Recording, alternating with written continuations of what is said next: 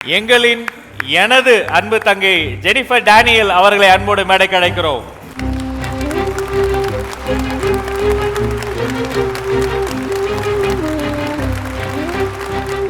எங்கள் அம்மா அடிக்கடி ஒரு விஷயம் சொல்லுவாங்க, எந்த தருணத்துலையும் வந்துட்டு தன்னம்பிக்கை மட்டும் மிஸ் பண்ணிடாதீங்க அப்படின்னு சொல்லிட்டு, அந்த தன்னம்பிக்கை தான் இன்னைக்கு எந்த இடத்துல வந்து நிற்க வச்சிருக்கு. நான் வெளியில் வர்றதுக்கு என்னோடய ஃபேமிலி ரொம்ப பெரிய சப்போர்ட். எது வேணாலும் பார்த்துக்கலாம், ஒரு முடிவை எடு அப்படின்னு சொல்லிட்டு ரொம்பவே ஊக்கப்படுத்தியிருக்காங்க. ஒரு ஜாயிண்ட் ஃபேமிலி வந்து எவ்வளோ இன்ஸ்பிரேஷன்றது என்னோடய ஃபேமிலி ஒரு மிக சிறந்த உதாரணம். ஒரு அங்கீகாரம் அப்படிங்கிறது தான் எல்லாருக்குமான தேடலாக இருக்கும். அதை கொடுப்பது அப்படிங்கிறது வந்து ரொம்ப ரொம்ப ரொம்ப கம்மியாக இருக்கும். ஒருத்தரை பாராட்டுறது அப்படிங்கிறது வந்து மிகப்பெரிய மனசு வேணும். சுயசக்தி விருதுகள் 8வது ஆண்டாக தொடர்ச்சியாக நடக்குது அப்படின்னா அது ரொம்ப ரொம்ப முக்கியமான.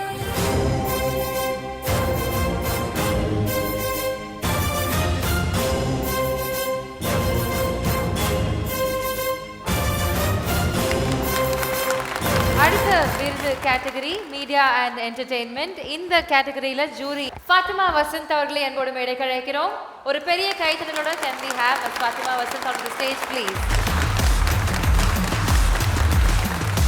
இந்த கேட்டகரியில இந்த விருதாளருக்கு இந்த விருதை தருவதற்காக நாடறிந்த செய்தி ஊடக ஆளுமை அறத்தோடு செயல்படக்கூடிய ஒரு நடுநிலை செய்தியாளர் அன்பு அண்ணன் கார்த்திகை செல்வன் அவர்களை அரகம் நிறைந்த கரவொலியோடு மேடைக்கு அன்போடு அழைக்கிறோம். மீடியா அண்ட் என்டர்டெயின்மெண்ட் கேட்டகரியில அந்த அவார்ட் வினர் யாரு அப்படின்றத ஏவில பார்த்துலாம். Over to the AV please. பிரதமர் நரேந்திர மோடி 2 நாள் பயணமாக இன்று தமிழ்நாடு வரவுள்ளார். 10 நாட்களுக்கு பின் தலைமை செயலகம் வந்தார் முதலமைச்சர் மு க ஸ்டாலின். இந்திய பொருட்கள் மீதான அமெரிக்காவின் 25% வரி இன்று முதல் அமல். முதலமைச்சர் மு க ஸ்டாலினை வீட்டில் சந்தித்து நலம் விசாரித்த பிரேமலதா. காற்றில் மிதக்கும் செய்திகளின் சப்தங்களில் தன் வாழ்க்கை பாதையை உருவாக்கிக் கொண்டவர்.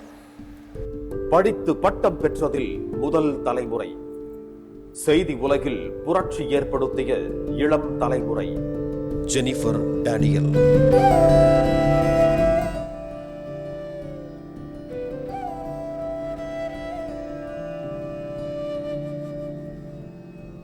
ஜெடன் ப்ரொடக்ஷன் அண்ட் செய்தி அலையோடைய ஃபவுண்டர். செய்தி அலை என்ற வலைதளத்தை உருவாக்கியவர். இன்று மலைக்க வைக்கும் பல அரசியல் தலைகளுக்கு மக்கள் தொடர்பு முதல் விளம்பரங்கள் வரை அத்தனையும் தன் விரல் நுனியில் வைத்து வித்தை புரிகிறார். எங்களுக்கு என்னென்ன வேலை தெரியுமோ, ஸ்கிரிப்ட் எழுதணும், டிரான்ஸ்லேஷன் பண்ணோம், வாய்ஸ் கொடுத்தோம், டப்பிங் பண்ணோம், எல்லா வேலைகளும் பண்ணோம். ஒரு ஃபோனும் ஒரு லேப்டாப்பும் மட்டும்தான் எங்களை இன்னைக்கு எல்லா இடங்களையும் நெட்வொர்க் பண்ண முடியுது. வலைதளங்களில் வழியே பெண்களுக்கு வாய்ப்புகள் வழங்கும் வலைவழி நாயகி, உண்மையை பேசும் ஊடக பெண் ஜெனிஃபர் டேனியலுக்கு மீடியா அண்ட் என்டர்டெயின்மெண்ட் கேட்டகரியில் இந்த விருதினை வழங்குவதில் மகிழ்ச்சி கொள்கிறது நம் சுயசக்தி மேடை. எங்களின் எனது அன்பு தங்கை ஜெனிஃபர் டேனியல் அவர்களை அன்போடு மேடைக்கு அழைக்கிறோம்.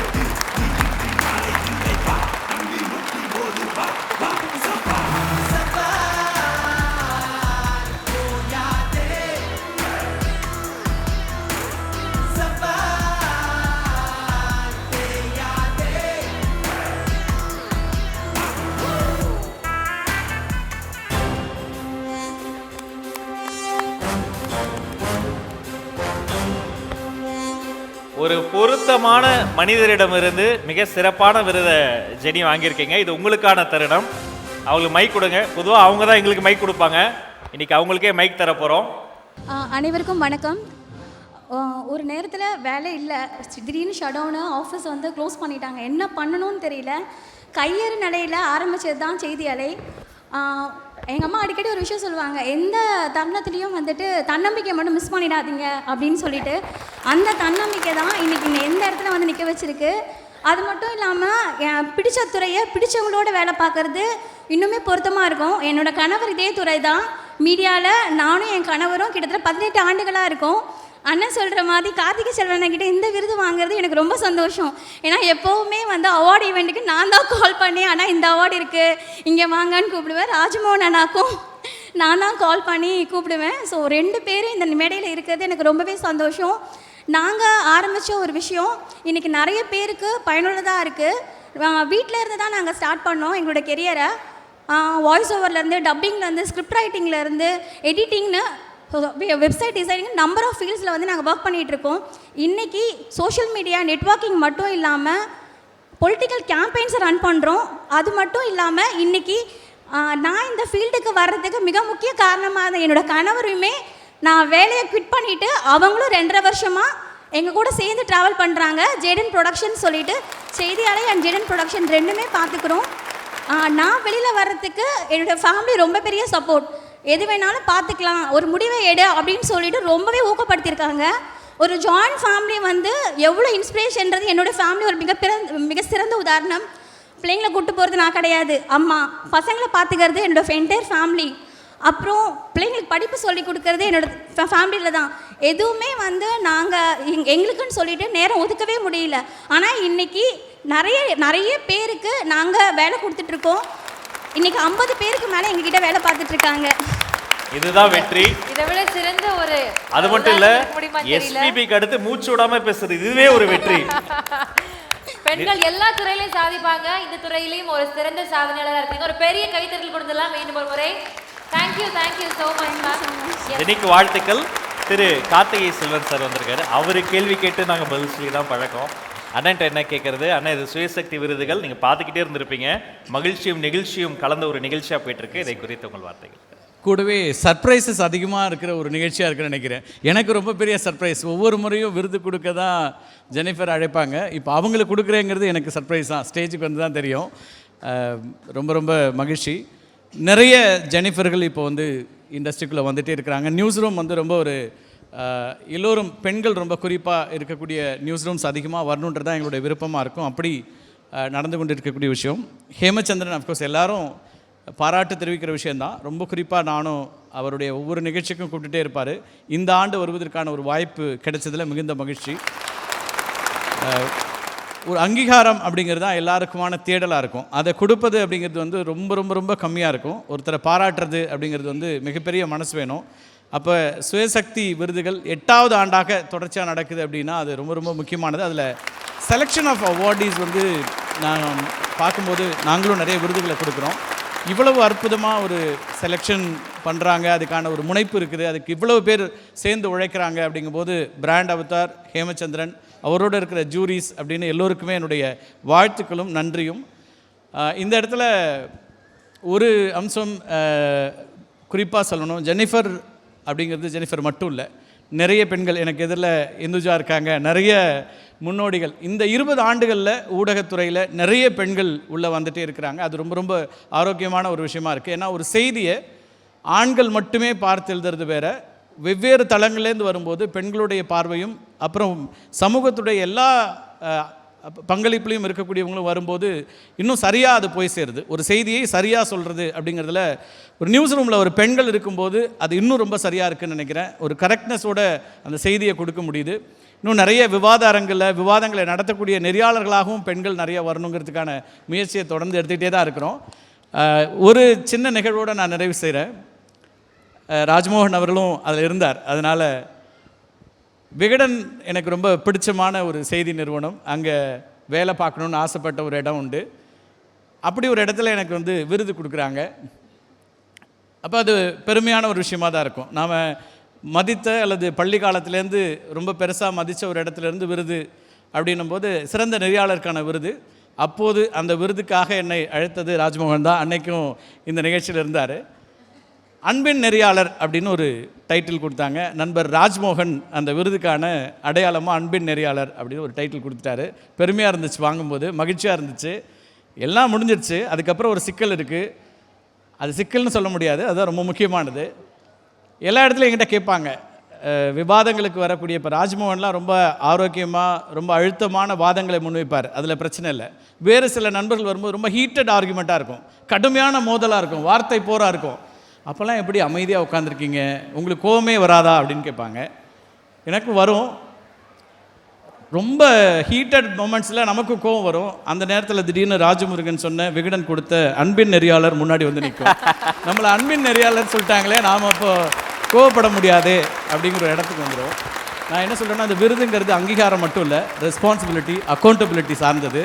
அப்போ சுயசக்தி விருதுகளை பெற்ற அத்தனை பேருமே இந்த விருதுக்கு உகந்தவர்களாக நாம் இருக்கணும்னு தொடர்ச்சியாக வாழ்நாள் முழுக்க பயணிச்சுட்டே இருப்பாங்க. அது ரொம்ப முக்கியமானதுன்னு நினைக்கிறேன். ஒரு விருதுங்கிறது அங்கீகாரம் மட்டும் இல்லை, அவங்கள தொடர்ச்சியாக இயங்குவதற்கான உத்வேகத்தை கொடுக்கக்கூடிய ஒன்றாக இருக்கும் அப்படிங்கிறதும் ஊடகத்தில் இன்றைக்கி வந்து நிறைய பெண்கள் நிறைய வரணும். அதுக்கு ஜெனிஃபர் மாதிரி இருக்கவங்களை அடையாளம் கண்டு அவர்களை ஊக்குவிப்பது அப்படிங்கிறதும், ஜெனிஃபருக்கு நான் விருது கொடுக்குறேங்கிறது உண்மையிலேயே எனக்கு வந்து என்னுடைய தங்கைக்கு கொடுக்குற மாதிரியான ஒரு விருது. அது 2 அண்ணன்கள் சேர்ந்து இருக்கக்கூடிய ஒரு மேடையிலேருந்து ஜெனிஃபருக்கான விருது. வாழ்த்துக்கள் மேம்.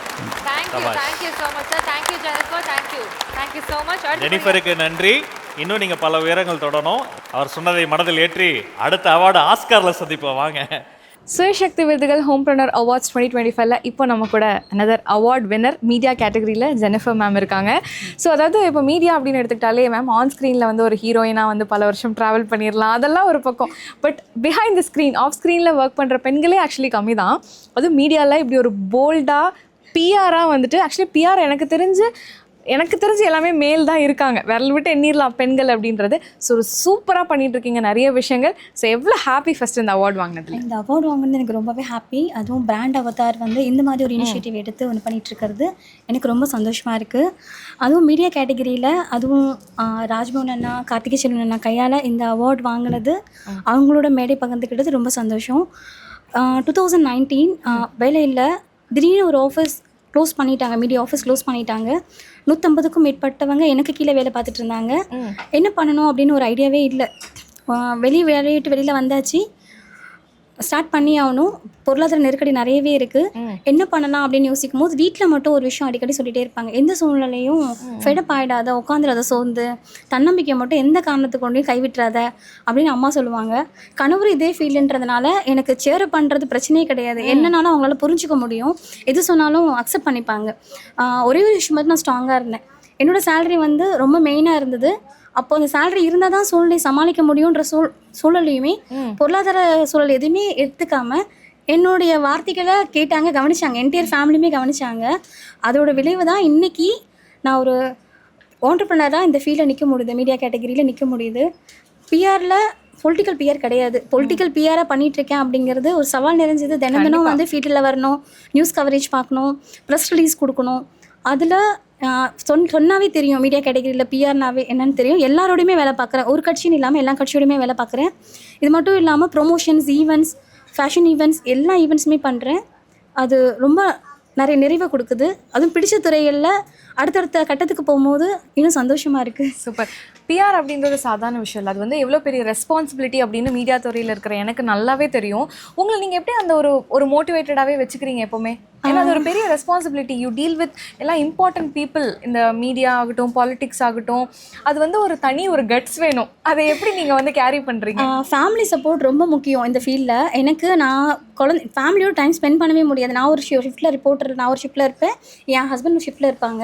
நாங்கள் ரொம்ப மிஸ் பண்ணது ஃபேமிலி தான் மிஸ் பண்ணோம். நாங்கள் ஒரு கட்டத்தில் மட்டும் முடிவு பண்ணியிருந்தோம், அட் எனி காஸ்ட் 2 பேரும் வந்து ஒரு பிஸ்னஸ் தான் கையில் எடுக்கணும் அப்படின்னு. அப்போ தான் ஃபேமிலியோட டைம் ஸ்பெண்ட் பண்ண முடியும். நாங்கள் ஒரு இடம் பிளான் பண்ணுவோம், அது போகவே முடியாது. அப்படி வெளியில் போகிறோம் அப்படின்னா அது ஒரு பெரிய விஷயமா இருக்கும். அதனால அது ஒரு மட்டும் நாங்கள் பிளான் பண்ணியிருந்தோம். இது ஒரு அந்த சூழ்நிலை வந்து அதுவே கிரியேட் ஆச்சு. அப்போ நாங்கள் ஒரு வெப்சைட் ஆரம்பிக்கலாம் பண்ணலாம் அப்படின்னும் போது நான் என் ஹஸ்பண்ட் கிட்டேயும் வீட்டில் டிஸ்கஸ் பண்ணும்போது வேலைக்கு போ அப்படின்ற மாதிரி யாரும் நிர்பந்திக்கல. ஏன்னா பொருளாதார சிக்கல் மட்டும் இல்லாமல் எல்லாமே ஃபினான்ஷியல் ஹேண்டில் என்கிட்ட தான் இருந்தது. எது பண்ணாலும் நான் பார்த்துப்பேன் அப்படின்றத வந்து வீட்டில் ரொம்ப நம்பினாங்க. எந்த சூழ்நிலைனாலும் ஃபேஸ் பண்ணிடுவேன் அப்படின்றது. அப்போ வீடு கட்டின சூழ்நிலை, ஃபஸ்ட்டு மாதம் இஎம்ஐ கட்டல, அப்போ வேலை போயிடுச்சு. மார்ச் 8 மகளிர் தினம் 2019 பெரிய நெட்வொர்க்கில் வேலை பார்த்துட்டு இருக்கேன். நல்ல சேலரி, டெஸ்க் ஹெட்டாக இருக்கேன். பட் பார்த்துக்கலாம் அப்படின்ற மாதிரி ஒரு நம்பிக்கை மட்டும். செய்தின்னு ஒரு டிஜிட்டல் வெப்சைட்டை ஸ்டார்ட் பண்ணேன். அது மூலமாக நான் மட்டும் நியூஸ் போட ஆரம்பித்தேன். அது கொஞ்சம் கொஞ்சமாக டெவலப் ஆச்சு. நியூஸை வந்துட்டு டெய்லி ஹேண்டில் லிங்க் பண்ணியிருந்தேன். அது மூலமாக ரெவென்யூ வர ஆரம்பிச்சு, ஜென்ரேட் ஆக ஆரம்பிச்சிது. அது மூலமாக நான் வந்து ஸ்டாஃப் போட ஆரம்பித்தேன். ஸ்டாஃப் போட்டுட்டு நான் பிஆரை கையில் எடுத்தேன். பிஆரை கையில் எடுத்த உடனே இன்னுமே சொல்லப்போனால் என்னோடய வீட்டில் கிட்டத்தட்ட நான் 2019 இன்றைக்கு வரையும் லாஸ்ட் இயர் தான் என் வீட்டில் நான் என்ன பண்ணுறேன்றதே தெரியும். நான் ப்ரொமோஷன் பண்ணுறேன், பிஆர் பண்ணுறேன் அப்படின்னு சொல்லுவேனே தவிர என்ன பண்ணுற, ஒரு மொபைல் இருக்குது, ஒரு லேப்டாப் இருக்குது அப்படிங்கிற மாதிரி தான் எல்லாருமே எதிர்பார்ப்பாங்க. வீட்டில் வந்து அதுதான் தெரியும். அப்புறம் ஒரு கட்டத்தில் வந்து நான் டிஜிட்டல் பொலிட்டிக்கல்லாம் பார்க்க ஆரம்பித்த உடனே ஏதோ பண்ணுறா அப்படிங்கிற மாதிரி யோசிக்க ஆரம்பித்தாங்க. இதில் நான் ரொம்ப சந்தோஷப்படுற விஷயம் என்னென்னா, இதே ஃபீல்டில் நிறைய கிண்டல் பண்ணியிருக்காங்க. 2 பேருமே ஹஸ்பண்ட் ஒய்ஃப் 2 பேருமே வீட்டில் இருக்கீங்க, சாப்பாடுக்கு என்ன பண்ணுவீங்க அப்படின்லாம் கிண்டல் பண்ணியிருக்காங்க. ஏன்னா என் ஃபீல்டில் என் ஹஸ்பண்ட் வந்து 2.5 years ஆச்சு இந்த ஃபீல்டில் வந்து வேண்டான்னு சொல்லிட்டு பிஆர் ஸ்டார்ட் பண்ணலாம் அப்படின்ட்டு. ஏன்னா அவங்களுமே நிறைய ஸ்ட்ரகிளிங் ஃபேஸ் பண்ணியிருந்தாங்க. ரிப்போர்ட்டிங்கில் உடனே ஒரு ப்ராப்ளம் அப்படின்னா டெஸ்கில் போட்டுருவாங்க. அது ஒரு பனிஷ்மெண்ட் மாதிரி டெஸ்கில் போட்டுருவாங்க. என்ன பண்ணலான்னு கேட்டாங்க. எனக்கு என்ன மாதிரி ஒரு கொடுத்தாங்களோ ஃப்ரீடமாக அதை அவங்க கிட்ட சொன்னேன். வேலையை விட்டு வாங்க பார்த்துக்கலாம். அந்த ஒரு இது கொடுக்கறதுக்கு காரணம் எனக்கு அக்செப்ட் பண்ணிக்கிட்டாங்க. நான் பிஸ்னஸ் ஸ்டார்ட் பண்ண கொடுத்த ஒரு ஆப்பர்ச்சுனிட்டி தான். அவங்களையுமே வேலையை விட்டு வந்துடுங்க பார்த்துக்கலாம் அப்படின்னு சொல்ல முடிஞ்சது. செய்தி அலைன்றது வந்து இன்னொரு நிறுவனமாக உருவாச்சு, ஜேடன் ப்ரொடக்ஷன் சொல்லிட்டு. அந்த ப்ரொடக்ஷன் ஹவுஸ் மூலமாக நீங்கள் நிறைய ஈவெண்ட்ஸ் பண்ணுறோம் சென்னையில். இந்த மாதிரியான அவார்டு ஈவெண்ட்ஸும் பண்ணுறோம், நிறைய ஈவெண்ட்ஸ் பண்ணிக்கிட்டு இருக்கோம். 10th எடிஷன் இப்போ பண்ண போகிறோம். Wow super. ஸோ 2 பேருமே மாற்றி சப்போர்ட் பண்ணிட்டு இருக்கீங்க. So keep supporting each other. இதே மாதிரி பல மேடைகள் பல விருதுகள் நீங்கள் வாங்கணும், பல ஈவெண்ட்ஸ் பண்ணுங்க, நிறைய சாதனைகள் நீங்கள் பண்ணணும் அப்படின்னு டீம் சார்பாக வாழ்த்துக்கள் சொல்லிக்கிறோம். நன்றி. Thank you so much.